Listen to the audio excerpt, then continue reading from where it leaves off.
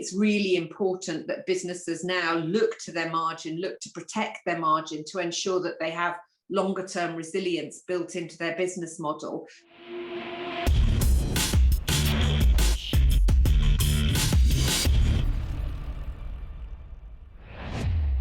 Good afternoon. I'd like to welcome Kate Nicholls, Chief Executive Officer at UKHospitality. It's great to see you again, Kate, albeit virtually, and can I please thank you on behalf of myself, Carine and Christie, for once again joining us in our business outlook and specifically looking at the hospitality sector. Last year when we met, we were all in lockdown and we really reflected on the events of 2020. I was wondering how your members will look back on 2021. It's really been a roller coaster of a year, as challenging in many ways as 2020 was. We got better at navigating through COVID and restrictions, and we knew what was happening when things were being opened and closed. But we had some additional challenges to deal with as we came out of the crisis, certainly having a more challenging staffing environment than we'd anticipated and that we experienced in the first round of COVID in 2020. The summer was a difficult trading period. The unprecedented disruption to the supply chain and cost price inflation, as well as staffing, have added to make 2021 even more of a challenge to overcome for the sector than 2020. And clearly that almost 2 years worth of disrupted trading that we've seen coming to a very disappointing end in December means that businesses are far more fragile, far less resilient. We've had no real chance to rebuild those cash reserves. But the one thing that we can take heart from as we sit here today is that we look as though we're through the worst. We look as though we are navigating a path towards recovery where we can learn to live with COVID. We can learn to manage the waves and peaks that we get of the disease without resorting to lockdowns and restrictions. So that gives cause for optimism going forward for 2022.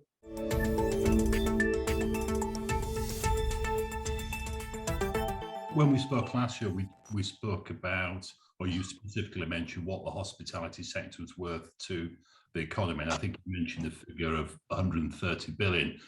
Yeah, is that more or less in line with where you think we are now, or has that varied to a degree either upwards or downwards? We are considerably down on that. Clearly, throughout 2020, 2021, we've had next to no international travel. That is still the weakest area where we haven't recovered.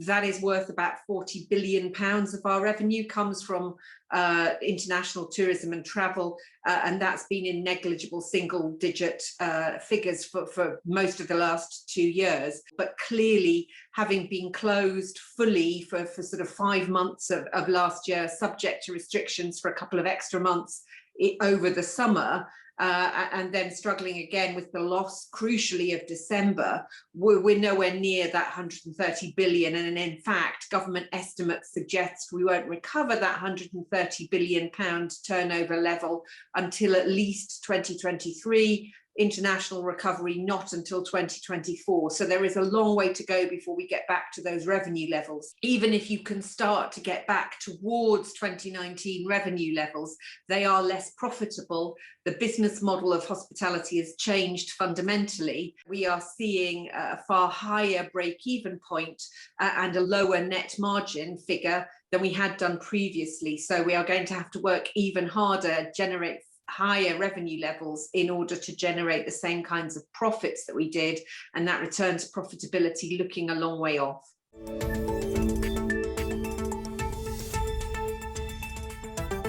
How do you think your members feel generally? What's the sentiment amongst the UK hospitality membership? If you'd asked me that a month ago, when I think we were first looking at doing this filming, having this conversation, you could see strong consumer demand. The frustration in the autumn and winter of 2021 was that we didn't have the staff to be able to manage that demand. We were leaving business on the the table in certain areas where we couldn't fulfill it, a rapidly deteriorating situation as a result of Omicron, the loss of that crucial trading period in December worth the equivalent of 25% of profits, I think has left many with shattered confidence levels. And while here today we're looking at seeing no restrictions nor no additional restrictions in England, we have got significant restrictions in Scotland and Wales. Businesses are there reporting 20 to 30% lower levels of trade. So while cautious optimism remains at the fringes, you've got 1 in 3 businesses saying that they have fewer than a month's cash reserves, 75% saying they've got less than 3 months cash reserves, and therefore that fragility, that uncertainty, particularly facing into the bleakest quarter of the year, our lean time, it is probably at its lowest ebb than it has been for about 6 months.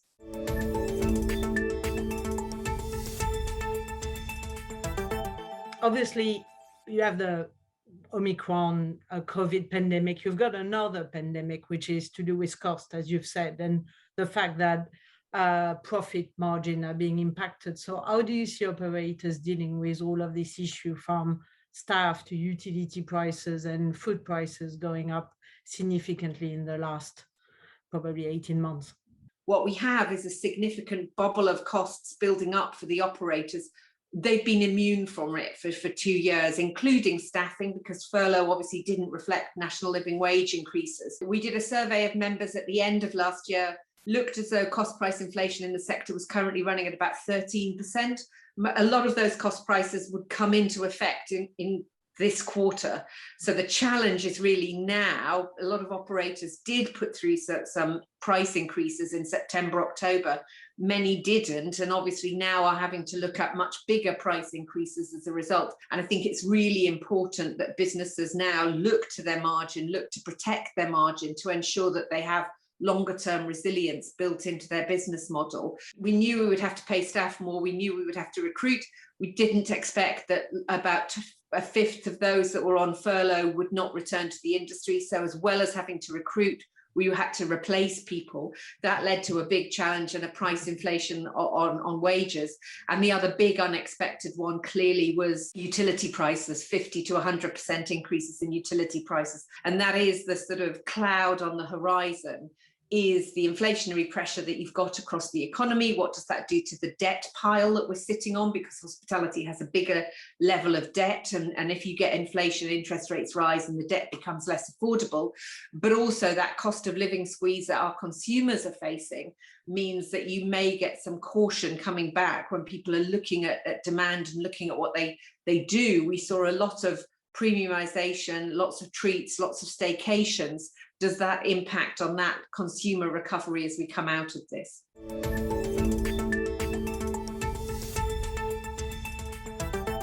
And that point on premiumisation, Kate, I mean, do you think that's operators trying to protect margin, or do you think it's being driven by consumer demand, or is it a bit of both? What I'm trying to get a feel for is whether we feel that move to premiumisation is more of a permanent move or a temporary move, given the current sort of environment which we're operating in.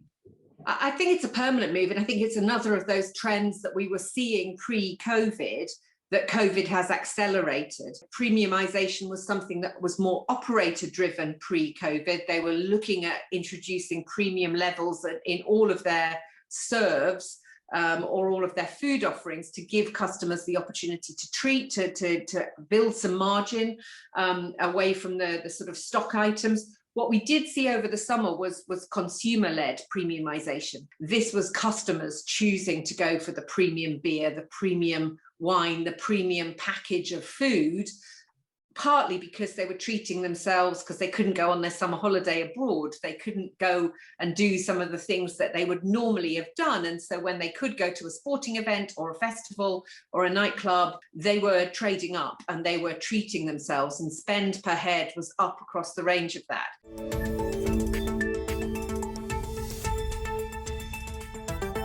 Just picking up something else you said, Kate, in terms of sort of staffing and people going out of the industry. I just wondered to what degree Brexit also didn't help in that respect. Is there anything which we should be looking towards, whether it's apprenticeship schemes making the sector more attractive, or short-term visas to encourage people back into the sector? We need to make sure that we are investing in the apprenticeships, the training, the in-work training, the leadership and management skills that we've neglected probably for far too long.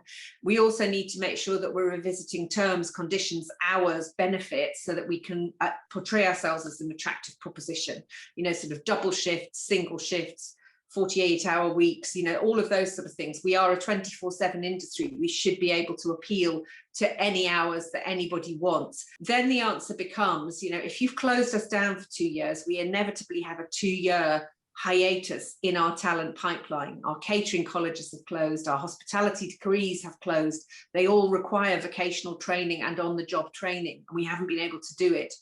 Immigration may then provide us with a bridge to fill that talent hiatus and talent pipeline while we invest in our domestic workforce. I'm heartened by the fact that the government is talking about extending the proposal that they had in the Australia trade deal. So they've got 3-year working visas for Australians, young Australians, to come across. They're looking at doing the same for India. If we could do the same type of approach for European citizens, for young workers, for youth mobility, that would inevitably help.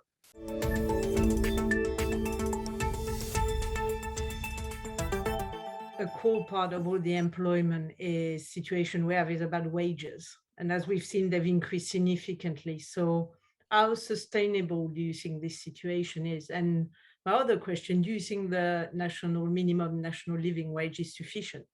Given that the national living wage has shifted from being a floor below which wages must not fall, which is what it was when it was introduced by the Labour government, towards a sort of aspirational living wage, it's inevitable that you will see more people on those living wages, and for certain of the jobs in the sector, it will be that's the starting wage. But you do need to look at how long people are on that and what the increments are as you move up and how quickly you can progress. It's how much are we going to invest in them as a person to help them grow, develop, train, upskill, and that's what they're also looking for. And they're looking for flexibility, and they're looking for a work-life balance, and we can offer all of those things, and we can offer great benefits alongside it. So we just need to be better at communicating that to people.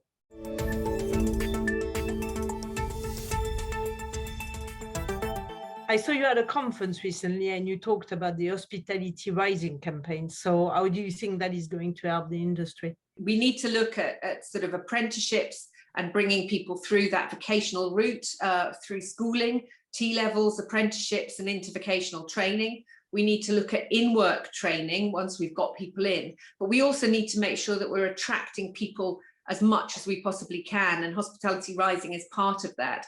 So, once we've got them thinking about hospitality, they tend to come into an apprenticeship. Those who are in work go into further training and leadership and management. 2 things that we're doing to try and improve the flow through and get more people through. One is working on employability and pre-employability training with people like Springboard, so that we can get and attract more challenging, more vulnerable people in society into careers in hospitality, be that disabled, neurodiverse, ex-offenders, homeless people. So those people who need a supported pathway into work and a rewarding career that hospitality can give them. And then more importantly, looking at a very general level at attracting people who've never thought about hospitality at all. And that's what Hospitality Rising does. It's aimed specifically at those 14 to 18-year-olds who are looking at other career choices, may go into distribution, may go into retail, may never have thought about hospitality, and trying to give them a sense of how enjoyable the career is, how diverse the career is, how much fun hospitality is, and the opportunities that await. So it's a bit like the Army Be the Best campaign, where it just sort of said, you can come in and you're not just cannon fodder, you are able to be an electrician, a marketeer, a lawyer, an architect, all of those opportunities that we provide, particularly in the digital space. So that's what it's trying to extol. So if you think about it as a big funnel, Hospitality Rising is at the open end for those people who've never thought about it before. Then you get Springboard and employability, then you get apprenticeships, and then you get people who are staying in and are looking at progressing. And it's about doing all of those 4-ish areas that we're working on.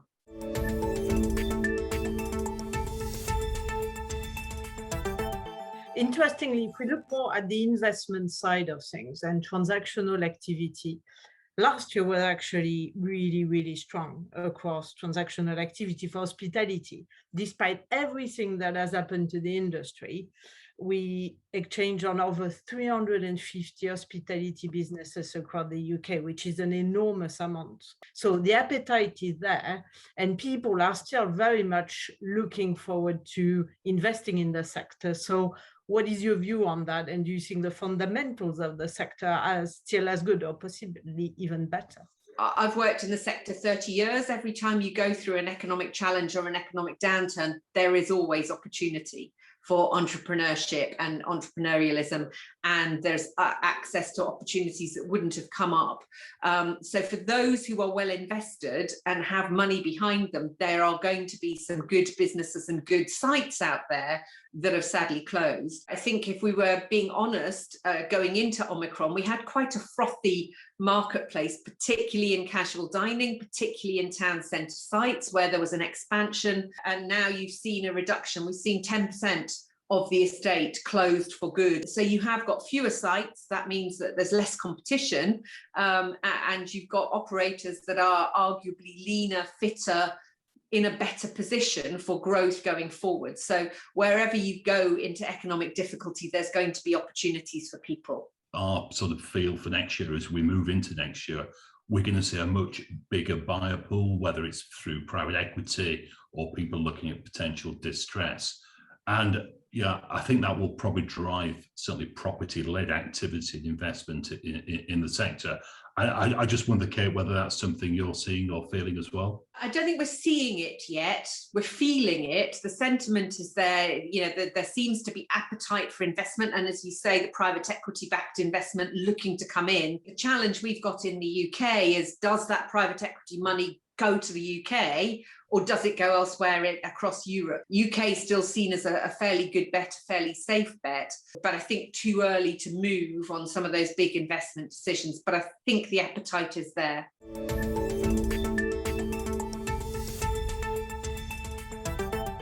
Do you think now Omicron, the end of the government measures, do you think all of that will lead to more distress in 2022? You've lost December. You're facing into the leanest months of the year, and you have no cash reserves to be able to get through it. And you can see mounting bills hitting you in March, particularly that rent debt moratorium coming to an end at the end of March, when you've got big bills to pay, you've got business rates kicking in, you've got VAT changes. I think it's inevitable that you will see more businesses moving into distress. And Q1 of any year, even in a good year, is the time that we see the maximum distress in hospitality. So I think sadly, we are nowhere near through the worst of that. Distress sales may well become more common throughout the next year.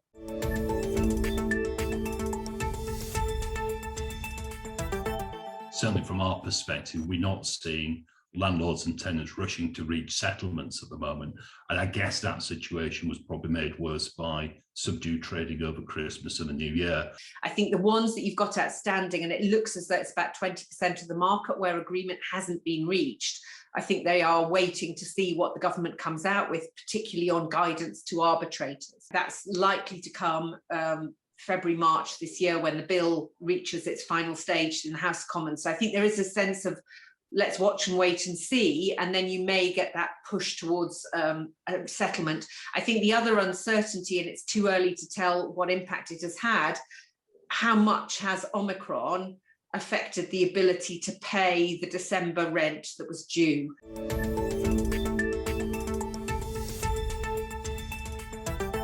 Is there any positives we can take maybe from the last 2 years? I mean, even us as a company, from a technological perspective, we've improved massively and people have become more innovative. So do you see that as one of the benefits, maybe, because there is always a benefit somewhere of COVID going forward for operators? Yes, I do think so. I think, the pace and scale of the implementation of new technology, new innovations, really rapid over the course of COVID. Things that companies might have sat on for a while, worried about whether their consumers would like table ordering, app ordering, online payments, and they might have put that off, feeling it would get in the way of the consumer staff interaction and that sort of experience, we've had a real life experiment that shows A, you can do it very rapidly if you put your mind to it, and B, customers quite like it. I think the other area that you have a potential positive and benefit coming out of COVID is in the staffing issue. We've had to work much harder to make sure that we're matching supply and demand. We're rotating our staff effectively. So to do just in time, to work on making sure that you haven't got any unnecessary costs in the business. And also it's led to a re-engagement with the staff to look at how best we can suit their needs and how we can be more flexible coming out of this in terms of hours worked, ways of rewarding staff, and training and investment.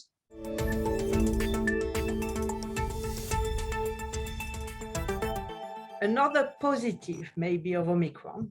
What about staycation this year in the UK? While the global travel market remains quite disrupted, and there's the challenges of how many people can be fully vaccinated and what fully vaccinated means, we're already talking about fourth boosters. Those kind of things do make it too complicated, and I think we're a little bit away from having a certain clear path as to what we can do. Last year and 2020, the staycation was your main holiday. We need to be encouraging people to get into the habit of having their short breaks in the UK, even if they have their summer holiday abroad. So rather than going for Easter in Venice and May half term in Barcelona and those short city breaks, do it in the UK is what we need to be convincing people to do.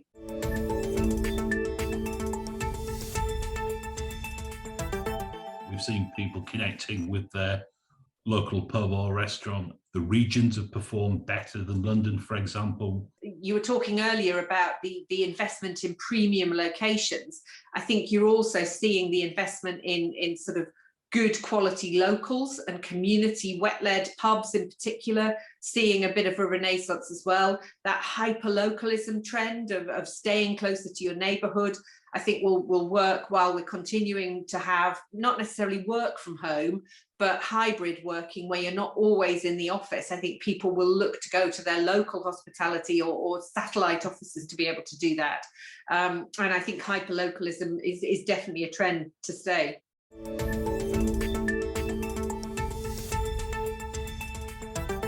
Obviously, on the sustainability front, we had the COP26 in Glasgow, and this is a big topic for a lot of people. So whatever the sector can do realistically in terms of sustainability. We can make a virtue of the fact that hospitality is uniquely made up of thousands of small independent businesses, because a small number of changes in those businesses will mount up to a very big incremental change for the industry as a whole. And in particular, that helps us to deal with the biggest challenge we've got. About 70% of our carbon emissions in hospitality are outside of our control. They rest in our supply chain. So that's why I was really pleased that during the course of last year, we were able to establish a net zero forum, bring together the biggest players in the industry to be able to look at carbon net zero roadmaps and benchmarks, toolkits to help the smallest players in the industry make some small changes that would have a big impact on our overall ambitions, and then start to work together to decarbonize the supply chain. And when it comes to the broader travel and tourism industry, we can't get away from the fact that we are an island. People are going to have to travel in, but we can make sure that when people are here and staying with us, that they have the most carbon neutral experience, eating and drinking out, staying in our hotels. And so that's what we're working on. Thank you, Kate. It was a pleasure to have you again this year with us to discuss your views on the current year and your outlook for 2022. And thank you very much for your time on my behalf and Stephen's as well. Thank you.